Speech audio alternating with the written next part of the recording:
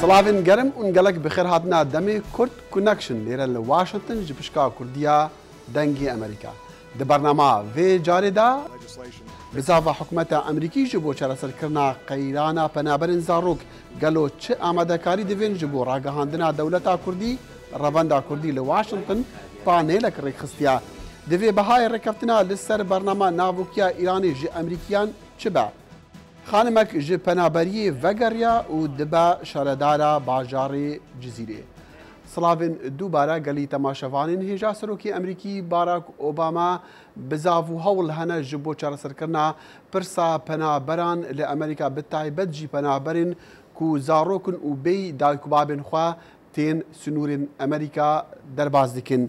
تیتا تخمین کرن کو 57,000 زاروکن بی دایکوباب هول دانا سنوری مكسيكو درباز بكن وبتايبت جي لولايتا تكساس يا أمريكي ما أف رابورت لسيرفي برسي هيا لو تاریکیدا لە داڵاسی تەکساس ئێوارەی ڕۆژی چوارشەمە سەرۆک ئۆباما ستایشی کاربەدەستانی خۆجێی و گروپە خێرخوازەکانی کرد بۆ هاوکاریکردنیان بۆ کێشەی پەنابەران.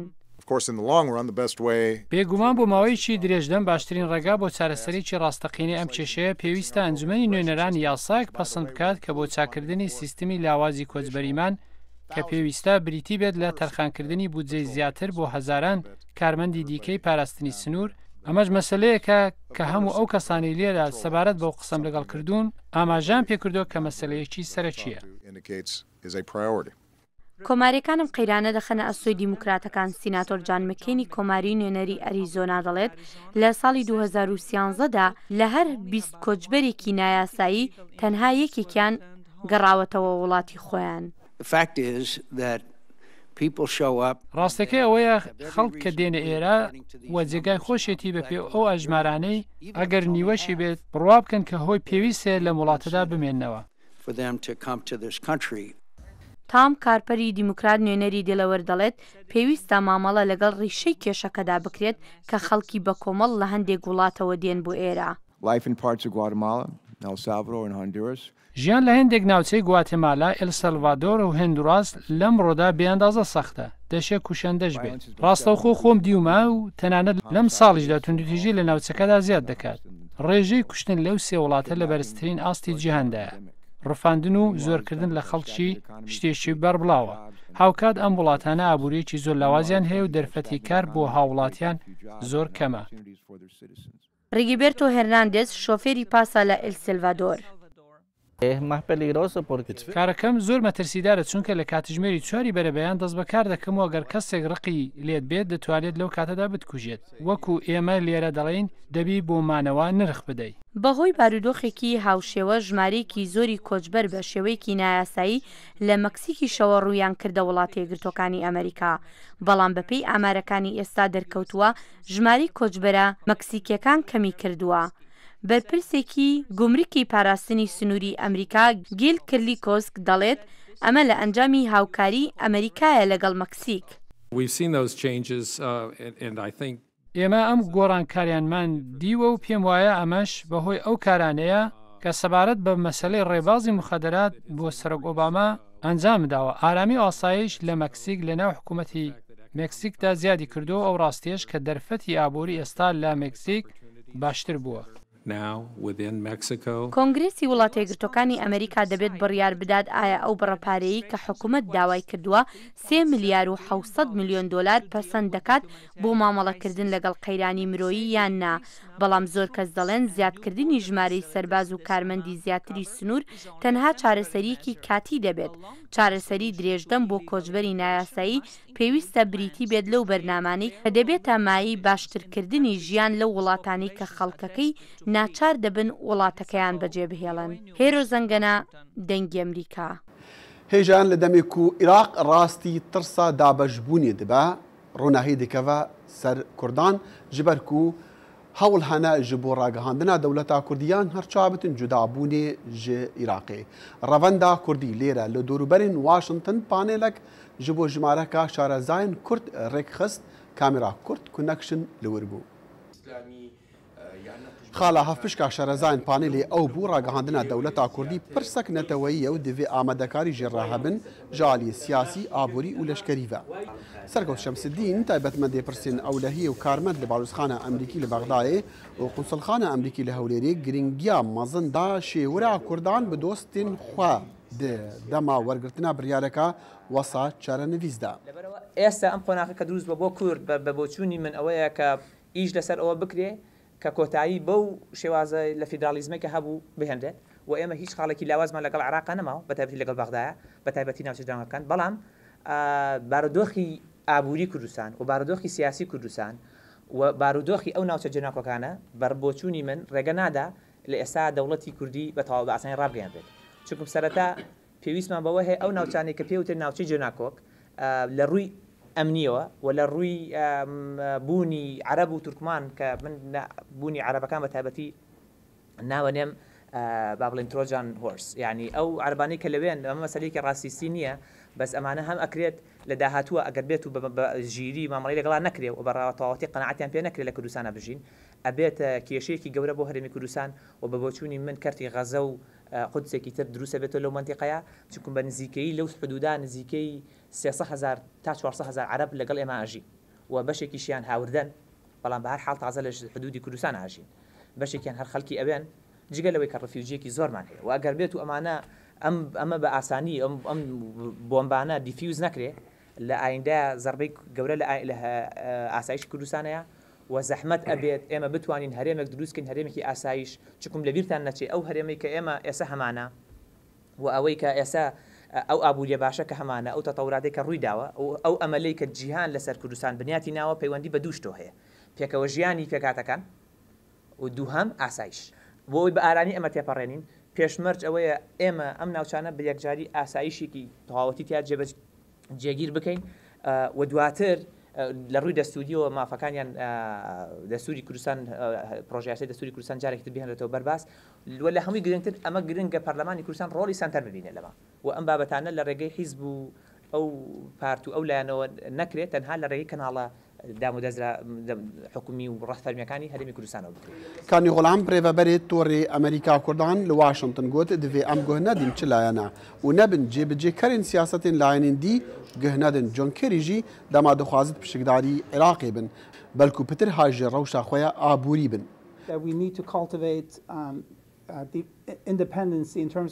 me pêdevî bi ser xebûna aborî û çandinî û her tiştê din heye di gel prosesên siyasî û ewlekariyê ve. Ta em pişta xwe bi berhemên xwe germ bikin, me pêdevî bi kirîna xwarina derve nemîne. Çingo ji bo nimûne, eger Tirkî hat û biryar da û rê li ser me girt, em di wê demê de rizgar bin. باڵێن ساڵح ڕۆژنەمەوان و نویسکار ڕێخستنا ماڵ و گوتارا کوردی لە پێش هەر پێنگاوەکە دیدانا. من هەست دەکەم دوو گوتار هەیە لە هەرێمی کوردستانی عێراقدا ئیش دەکا گوتارێکیان خۆی بەستوێتەوە بە جەمسەری سونەگەراییەوە تورکیا عەرەبستانی سعودیە قەتەر و هەندێک وڵاتی تری ناوچەکە گوتارێکی تریشیان خۆی بەستوێتەوە بە جەمسەری شیعەگەرایی ناوچەکە کۆماری ئیسلامی ئێران حزب الله و سووریا و هەندێک لەلایەنی شیعی ناو عێراقیش لێرەدا ئەمە ترسناکە ینی شتە ترسناکەکەیە بۆ هەرێمی کوردستانی عێراق ئەگەر ئەم دوو گوتارە بەردەوام بن نەم جیاوازیانی خۆیاندا ئەگەر ئەم دوو گوتارە نەتوانن خاڵێکی هاوبەش بۆ پێکەوە بوون بدۆزنەوە من پێم وایە کارەساتە گەورەکە ئەلێەوە دەست پێ دەکا کە پێی دەڵێن لێکترازانی ماڵی کورد. ji bilî pêdaçûnekê bi ser dîroka dest pêkirina tîrorê û tunrêya îslamî da Asocebar nivîskar û ronakbîr got tîrora îro bi şêweyekî nû hatiye meydanê û digel xelkê dijî. Yani ciyawazî here gewrî em nexşa siyasî li waya ke li nav etwanî zorek li nexşekanî navçeyê rojhilatî naweraz bigore zorek li ştekan bigore îşî Hesan Sibah û heşaşekan çî bû durustkirdinî hêlêşî metirsîdar û zor xetir û pir zebrûzeng li Îranê berew Şam û berew Iraq û berew Şam em hêla bes Îranî keme êsta tîror li serdemê Hesan Sibah û betaybetî tîror li mecalî îslamî siyasiya yek ştî drûst kir kە hemû însanî heska tîrorist yek li nav naxê xwe em haletê êsta ji zor زۆر لەوەچێ ینی هەستکردن بۆەوەی کە تۆ بەردەوام لە بەردەم هەڕەشی ئەوەی بازارێک خاپور کرێ بەردەوام لە هەڕەشی ئەوەی شارێک لە پڕەکە چۆڵیکەن بەردەوام لە بەر هەڕەشەوە لە پڕەکە حکومت نەمێنێ کەواتە ئەمە ئەم کڵێشەیە یان ئەم ئەندازە سازی کە پێشتر باسم کرد هەڵبەت توانای زۆر شتی هەیە لە هەڵتەکاندنی زۆرێک حکومەتە هەڵتەکاندنی ئابوووریە هەڵتەکاندنی شارستانی هەڵتەکاندنی زۆرێک لەو شتانی کە پێوترێ پەیوەندی بە ژیان و شارستانیەتی لەو ناوچانەیە لە هەموو دنیاشە بەڵام بە تایبەتی لە عێراقا ji sala 2006 were Amerika bitir ji her welatekî dî tola û dorgirtin li ser Îranê danana ji ber bernama wê ya navokî. Niha ew danûstandina dike ji bo rêketinekî û rawestandina wê bernama navokî. Lê pisyar ew e Amerika wê çi bihay bide ji bo wê rêketinê. Washington û Tehran çi ji hevdû dixwazin. Eva navarokê panêlekê bû li navenda Emerîkî ji bo aştî lêre li Washington kamera Kurd Connection û hevkar Mu'teber Şêrwanî li wir amade bûn û ev raport gihandiye me. نوێنەرانی شەش هێزی جیهان و ئێران هەژ ڕۆژیان ماوە بە پێی دوامۆڵەتی دیارکرا و بگەنە ڕێکەوتنەکی هەمیشەیی لەسەر بەرنامەی ناوکی ئێران کە ئەگەر هاتە دی بەرنامەی ناوکی ئێران سنووردار دەکرێت و لە بڕی سزا فراوانەکانی نێونەتەوەیی لەسەر تاران هەڵدەگیرێن. هاوکاتی سێگەڕی ئەم دواییانەی گفتوگۆکان هەژ ناوەندی بیر و هزری think tanks لە واشنگتن سێ دانیشتنیان ڕێخستن تا ژمارەیەک شارەزا بیرروبۆچوونیان یەکەم سەبارەت بە واتای ئەم ڕێکەوتنە ناوچیە دووهەم بۆ گەیشتن بەم ڕێکەوتنە ناوچیە ئێران چی بکات و سێهەم وڵاتی یەکگرتووەکانی ئەمریکا چی بکات و چ لەدەست بدات. لە سێهەم و دووادانیشتن ڕابن ڕایت نووسەر و ڕۆژنامەوان لەگەڵ ئەنستیتوی ئاشتی ئەمریکا USIP میواندارەتی پانەلەکەی کرد کە خۆی دەڵێت لە شەژمانجی ڕابردوو دووجار سەردانی ئێرانی کردووە. ئەو کوتی خەریکە بڕیارەکی یەکلاکەرەوە لەسەر مەسەلەی ناوکی ئێران دەدرێت. سەبارەت بە کاریگەری سەزاکان لەسەر ئێران گوتی داهاتی نەوت لە سەدا 60 دابەزیوە نرخی دراو لە سەدا 60 دابەزیوە و بە مەزەندە و لە وتای 2011 100 میلیارد دلار زیان لە ئێران دراوە. تەنانەت بە پێی IMF ئابووری ئێران لە سەدا 60 دابەزی لە ساڵی 2013.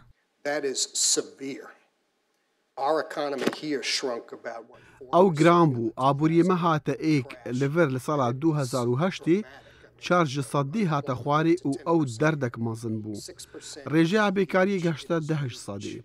6 سەدی ڕێژەیە گەلێک بلندە و نەها وان PTV بە پارە هەیە ئەو پشتە ئەسد و مالکی دەگرن ئەبجاوان PTV بە پارێ زیدەتر هەیە وان کریاران PTV بە پارە هەیە و ئەڤەیە سیاسەتەوانە دەربە پارە جوان ڕە PTVە لەوان وان دەوێت دۆرگرتن سست بن.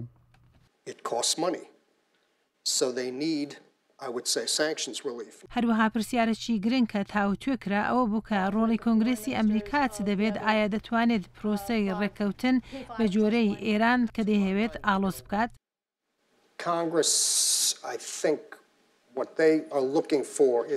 کۆنگرس بە باوەریا من ji vê rêkeftinê çavarê dike ka eger bi êkcarî pirsa çekê navokî Îranê ji ser mêzê danûstandina rabe û çareser bibe.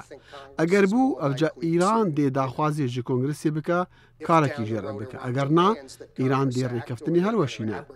Lewan kongres dê karekî bike û piştevaniyê li rêkeftinê bike. Eger navokiyê Îranê negeşte çareyekê li wî demî dê guman li ser kongresê jî peyda be.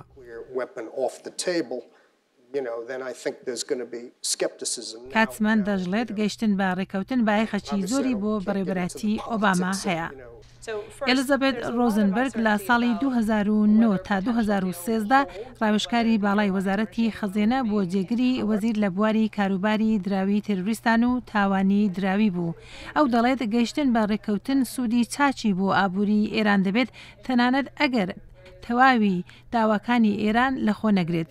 بەڵام هۆشداری دەدات کە چەندین هۆکار هەن کە سەرمایەدانەرانی بێگانە هەروە بە هاسانی ڕوودە ئێران ناکەنەوە. یاکێ هێشتا gelek neeşkereye heke rêkeftin hate kirin erê diête cêbçêkirin an ne.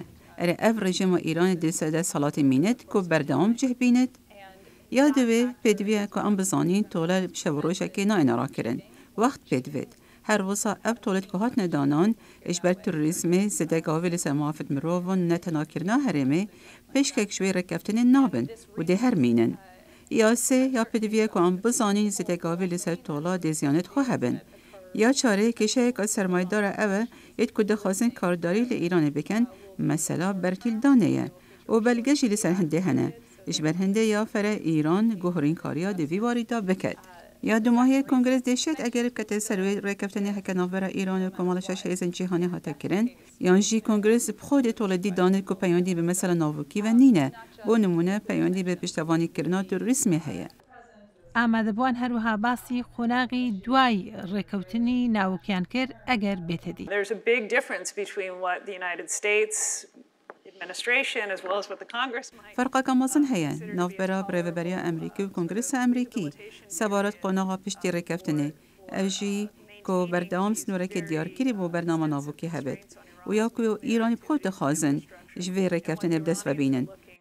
To get out of this deal with intact. لە کاتێک شاندەکانی ئێران و شەش هێزی جیهان بەردەوامن لە گفتوگۆکانیان بۆ ئەوەی جیاوازیەکانیان نەهێڵن بۆ گەیشتن بە ڕێکەوتنی هەمیشەیی شارەزایان لە واشنگتن کۆک بوون لەسەرەوە کە هەڵگرتنی سزان نێونەتەوەیەکان پرۆسەیەکە کاتی پێدەوێت. معتەبەر شێروانی دەنجی ئەمریکا واشنگتن. و خانمکا کرد آ 27 سالی دبا شاردارا باجار جزیره. پشتی 22 سالن پنابریه لألمانیا لیلا امرت وگریا و باجار خواه و کشتنا بابی خواه به دستی هیزن اولهیا ترکیه شخورا کریا هاندر جبو خدمتا خلق خواه لباجار جزیره. جزیره باجارکی کردانه لترکیه لگل سنوره سوریه جارکی جبروکی شر بویه دنابرا هزین اولهیا دولت و سرهدانا پککی لور چندن بویرن کشتن و اشکنج داینه بویه لئیرو لباجار چیروکا شاردارا نو لسر زمانه لیلا ایمرت یا 27 سالی کردترین شاردارا ترکیه پشتی چندین سالین لآلمانیا مایی جبر کشتنا باویوی نها وگریای جبو خبات خواه یا نو 20 سال بو اف به مالباتا خواه دوری جزیره بون لمها نه ایلون وگریه و حتی بجاردن. هسته گلک بیانیه تو وگری باجر خواه پشتی 22 سالان وگری عرد بابو باپیرن وگری آخا خواه لگا و از گهشتم من هسکر اواره منه. Bura ait olduğumu hissettir. Xanım İmret biryar da لسر خبata babê xwe bidomîne û ev namzeta Partiya Aştî û Demokrasiyê bû. Çünkü babam bana çok dema ez zaro bom babê min geleke heşme dikir. Wî gota dê kamin divê ki çame li Ewropa perwerde bibe û dema vegerit xizmeta gelê xwe bike. Gotna wî ya berî 25 salan bu rastî. O zamanlar yani daha diyelim 25 sene önce. Her çende ku xanım Leyla 5 salî bû, lê hê ji bîranîna bavê xwe dike, ev bîranîn û xebat ji bo mafên Kurdan bûn egera ku heştê sedî ji dengan bi dest ve bîne. Cizre için, Cizre halkı için ew bibe şaredara cizîrê gelek baş e, nîşanek baş e. Ew ê li ser rêbaza babê xwe here. Babasının mirasını bırakması gerekir yani. Leyla xanım dibêje, derfeta ku ev xizmeta xelkê xwe bike, gelkî xweştir e ji xweşiya jiyanê li Almanya. Ben halkımı sevdiğim için buradayım. Ez li hêre me ejber heza xelkê xwe û welatê xwe. û ji bo wan min divêt li vir bim. Ez gelek heşman dikim. Onları çok seviyorum, onun için buradayım.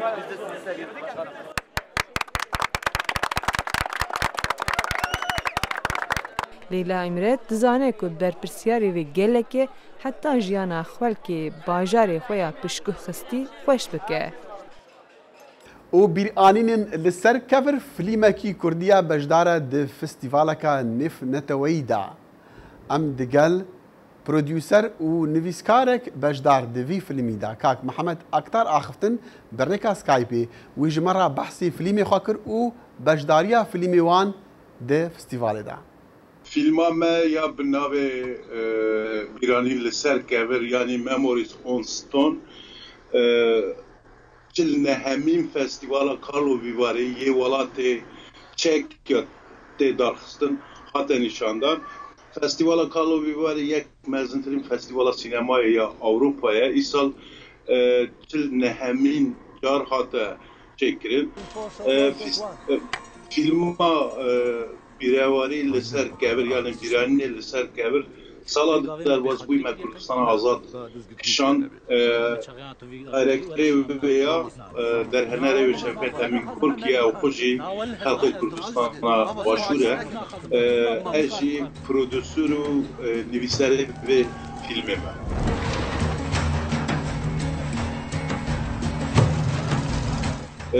فستیوال وسط نیزی 4-5 فیلم سری لیدن جوانا 205 فیلمی هلدش بیرن یعنی فیلم ماجی ام بیشن کتبون ناف 5 فیلمیه در ناف فستیوال را هاتن هلبجاردن و براندام خلاطه که خلاطه تماشاوانا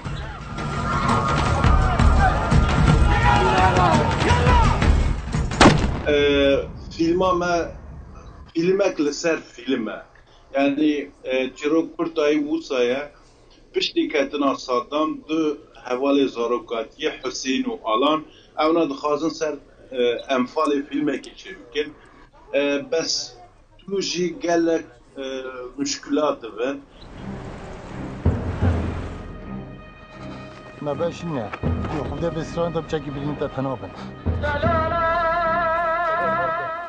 پشتی کارلوفی واری اف فیلمای کره باشور فستیوالا پوسانه به نشان داد سوئد فستیوالا گوتهبورگی اسرائیل فستیوالا حیفا دیسا القاهره ابودابی یه به نشان حتی نها نیزی 20 فستیوال دنیای هم دعوت کردن و هر وها اف فیلما کاندیدات برندام جبو اسکار ای سالیه آسیا پاسیفیک فیلم ها مجلسر ناو کردستانه بیا برندام باشا پیامی و مسیجی و چیه جبو دوی فیلمی ده و اون دخوازن چی بیشن خلقی بینره فیلم یعنی هم حالیه که تراژدیه که خاطیه سر ملت کرد نشان دادن تراژدیه انفال عالیه دن رخنه که ما تون سر کملگه ها ردا خواه او رخنه جی اوه یعنی کملگه که خو بیا ملتك خو بیا قربانی لی هندک نیرین و کریار خوبا ناف خدا جی قربانیات دردخه یعنی هندک کسا جی به هر عدد باشورو و که قربانی ناف خدا طایبه چی مسئله جنی كما ترقصي شو الزحمة تبغى إيش ما سينمانية شو يشتاشوني كله أقصانا لك نمكن فيلي تشي نخوب حزا كم برومنا فيلم جيت من دويوا سپاس که محمد نویسر و پرودوسر فیلمی بیروریان لسر کفرانیان بیروری لسر کفر کو فیلمک بجداری فستیوالک نف نتوی دبا تماشاوان دیجا به چند امتینا دماهیا برنامه و جاری حتا هفتیا به دیگه نه یک داخل شمو استاف برنامه هیویا خوشی و شادی جورا دیکن دیسال اندکارن و برنامه ما تماشا بکن لسر مالپرن دنگی امریکا یان دنگی امریکا و لسر فیسبوک جی بخاطروا